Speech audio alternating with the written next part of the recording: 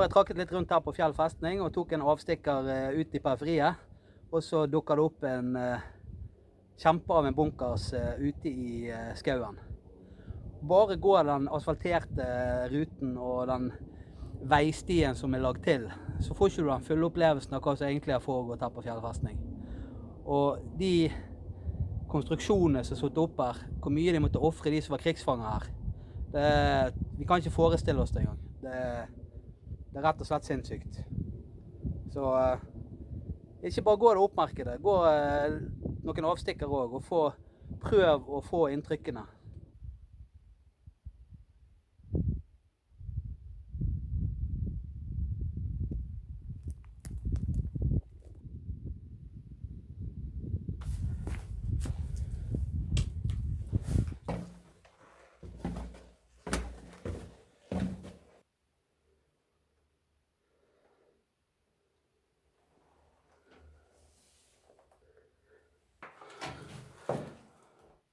Så er det for mørkt, så jeg kommer ikke meg inn her og ser.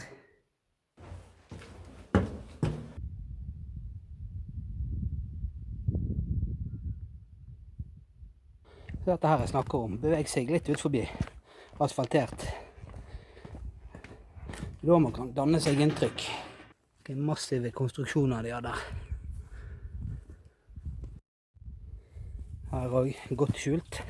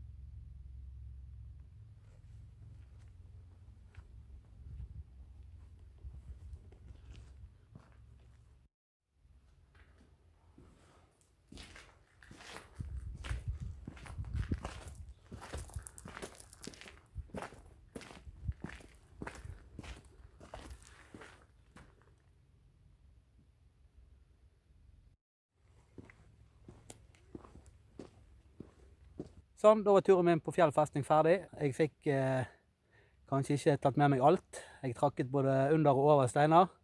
Men når du skal filme samtidig, så tar det litt tid. Hvis dere likte videoen, så kan dere abonnere. Kommenter gjerne hvis dere har lyst, så lenge det er konstruktivt.